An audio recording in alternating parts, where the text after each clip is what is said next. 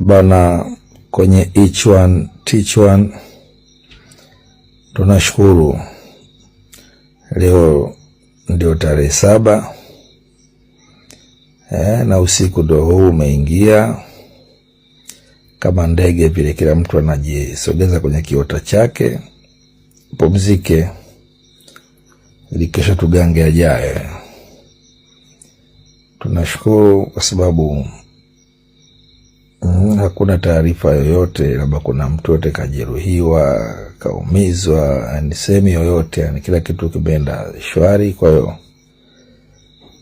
tunajipigia makofi wananchi wenyewe kwa kuona umuhimu wa kuitikia wito kama hivyo, kutulia nyumbani, tukiamini kwamba yale madai yetu, njia pekee ya kuyatimizwa maandamano sio njia pekee yake.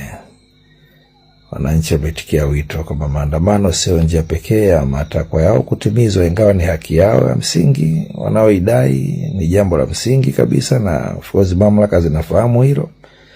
Lakini wametulia nyumbani, jambo la heri sana. Ila pia vyombo vya dola navyo kujitokeza kwa namna fulani ni jambo la heri, kwa sababu wasiwasi ndio akili. Tuwezi kujua nini na nini kilichoka nafikiriwa, lakini naamini pia wenyewe tunasema asante kwa namna fulani. Ingawa pia lazima tukubali kwamba kupitia hii hali ambayo imetokea leo, tunaweza pia tukajifunza Kiswahili fasaha cha tofauti ya maneno mawili ambayo watu wanayachanganya sana. Amani na utulivu. Tunaweza kuona tofauti yake leo hii. Kwa mfano leo unaweza kuona kuna watu wanaongea, wengine hata viongozi wanasema bwana amani imetawala, sina vitu kama hivi. Ni kweli amani ni muhimu, lakini tuseme kweli leo kulikuwa na utulivu. Lakini huwezi kusema amani, kwa sababu utulivu ni tunda moja tu katika matunda mengi yanayopatikana kwenye mti unaoitwa amani. Na kwenye mti wa amani tunda kubwa kabisa ni uhuru. Kama ilivyo amani yenyewe. Amani yenyewe ni tunda moja tu katika mti mkubwa unaoitwa haki. Kwenye haki kuna matunda mengine mengi, amani, maendeleo, siji na nini, umoja, yote hapo kwenye mti. Lakini pia ndo tofauti zake. Kwa leo hii, kwa hali ilivyokuwa vile, biashara hazijafunguliwa, watu hawajaenda kwenye shughuli zao, na kwa maisha wa Tanzania wengi riziki zao ni mpaka mtu atoke kama mbwa koko, riziki mguuni. Kwa kuna mtu ambaye leo hajatoka na hajapata riziki. Watoto wake pengine wamekosa sukari, shule zinafunguliwa kesho, na shule zenyewe kipindika wanapojua michango kibao, hajui mtoto wake ataendaje shule.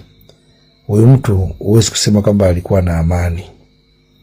Sababu amani ni nje na ndani, mwilini na moyoni. Mtu mwenye mawazo yao sio na amani, huyo moyo wake unawaka moto. Na hata utulivu aliokuwa nao sio utulivu wa nje, sio utulivu wa ndani, utulivu wa nje, lakini moyo wake hauna utulivu, kwa sababu siku imepita hajaingiza chochote, hali haieleweki. Tofauti na wewe ambaye umekaa sebleni, posho zimeingia, umelipa wifi, umelipa mavingamuzi, unarukaruka na kibukta, wacheza watoto wako, wewe ndio unasema kwamba amani amani. Lakini kuna mtu ambaye hajawa na amani leo, alikuwa na utulivu tu wa nje. Kwaweza kuona kwamba tunashukuru kwa kilichotokea, utulivu, lakini bado kuna kitu kingine cha kujifunza kuhusu hali kama hii, na kwamba tusitamani pia hali kama hii ijirudie tena. Kama ambavyo hatutamani kuona ya Oktoba 29 ijirudia, basi pia tunatakiwa tusitamani kuona hali hii nao ikijirudia, kwa sababu haikuwa nzuri kwa kila mtu. Na of course hata kwa serikali yenyewe imekosa uchumi, biashara zimefungwa, watu mmoja mmoja kiuchumi imekuwa shida. Kwa hiyo unaweza kujifunza kikubwa tu.